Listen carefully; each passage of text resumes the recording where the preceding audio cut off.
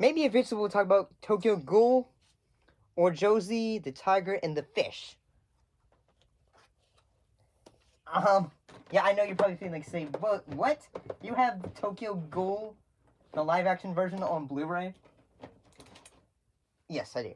but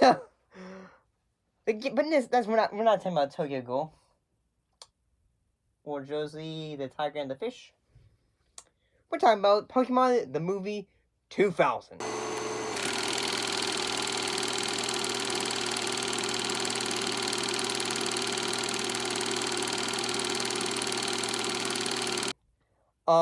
This is like, the second film in, this giant franchise of Pokemon films. It also has the title of 2000 in it because, back in 1999, a lot of films had the subtitle 2000 because, well, it was the new millennium at the time, so I thought, basically, everyone thought, oh, this is big. This is really big. We need to capitalize on it. So, yeah, what happened in this film? This film takes place during the second season of Pokemon Adventures in the Orange Islands, where Ash, Misty, and Tracer enter Shimote Island, where they discover the three legendary bird Pokemon, Arcanine, Zapdos, and Moltres. Meanwhile, a character named Lawrence III attempts to steal the three Pokemon to awaken Lugia. How it all began, and how I'll begin again.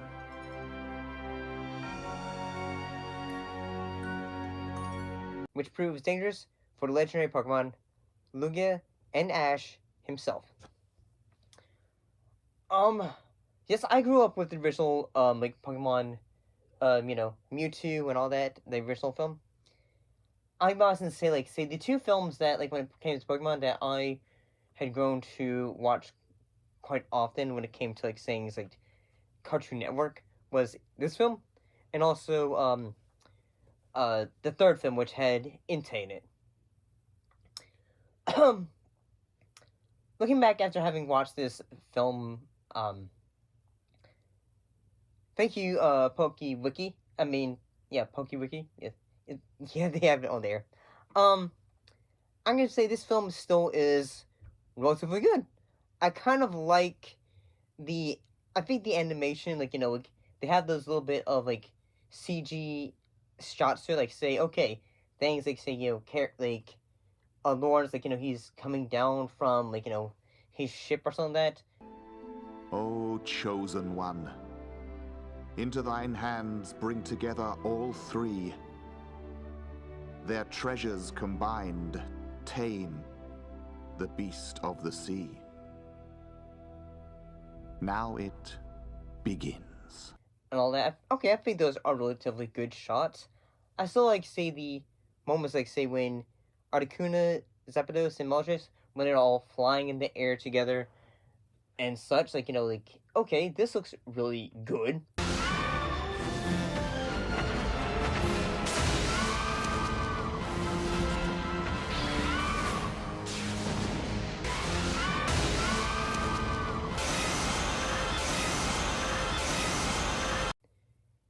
I can see some, little ideas that they're trying to do, say, okay, maybe there is the idea of, almost, and notice I'm gonna be, seeking, context clues of, say, what is the deeper meaning behind Pokemon, say, okay, the character Lawrence, he's, in the games, we can always just say, okay, well, someone's always, Team Rocket, they were always trying to, say, okay, we are going to try to figure out how to catch this legendary Pokemon, because each game at the time had a different legendary Pokemon. Yeah, say, it kind of, almost does that with this film. And, I'm honest, I kind of saying the fact that, I think this wasn't the film that started, but at the same time, it was, say, okay, everyone assuming that Ash and Misty are dating and all that. Pokemon trainer, huh? I guess he'll do. Here's your traditional welcome kiss. Mwah. Are you his little sister? I am not. Well, then I guess you must be his girlfriend. Gross. Oh, I don't think so. I'll be glad to play for him tonight at the Legend Banquet. And yeah, it's like say, okay, like, yeah, we get it. It's supposed to be like say, okay, like yeah, like the female friend and all that stuff. The thing I will also say is that I can see some little bit like say environmental ideas, because that was one thing that they, when it came down to, like say back in 1999, especially, or also in the 2000s, like especially 2002 and 2001, there was always the idea like say, okay, we need to have the idea of the environmentalism and all that stuff, because like yeah, back in during that time, like even though compared to then and now, it's kind of like say, well, shoot, we didn't pay attention and all that. And I will give it this film though this and that, like like as a child, I liked the original film, like Pokemon, the first movie. But this one, I will say that it doesn't have those moments of like say my brother and all that stuff, like say where it's basically just like where Ash gonna say, Pokemon fighting is against each other is not good and all that. This one I can say like yeah, I kind of like the way the story is done better here, and that like say okay, you have a antagonist, in this case the guy who's trying to like get all these legendary Pokemons, and at the same time, like what he's doing would in a way cause, like the legendary Pokemon to awaken, and like cause the other elements, like say Articuno, Zapdos, and Moltres to go like say crazy.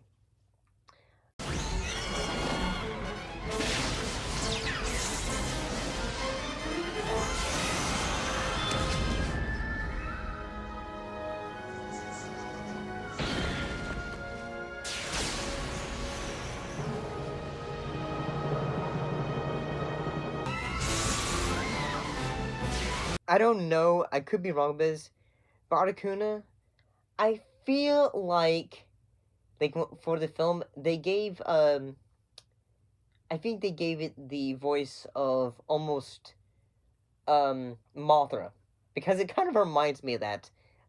Keep in mind, it's been a decade since I've seen this film, and also a lot longer since I played the Pokemon games that were on Game Boy Color and all that, because it's been since my childhood since I actually played those games as well. But yeah, I can say I kind of enjoyed this one. I like this one a lot more than I did the first film. So yeah, I thought this one was fairly entertaining. I thought the character, the adventure that they are going on was pretty good. Like say at the end of the film when Slowking, he is always at times breaking the fourth law, and like there's a sequence where he goes like say, oh, the audience saw everything, and they.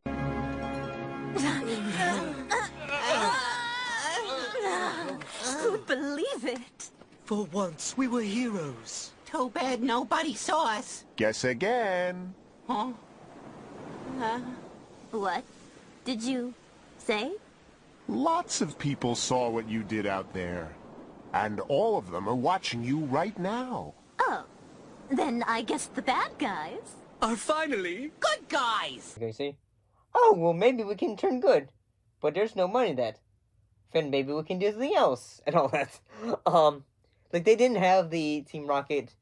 Like, they have, like, Team Rocket basically just sacrifices themselves at the end of it. But then, like, they go say, haha, we have survived! Like always. So, yeah. I thought this one was still very entertaining. But, yeah, I think this one is, I'm a bit more nostalgic to this one, and as well as the third Pokemon film. That's how I feel about him. But see you next time.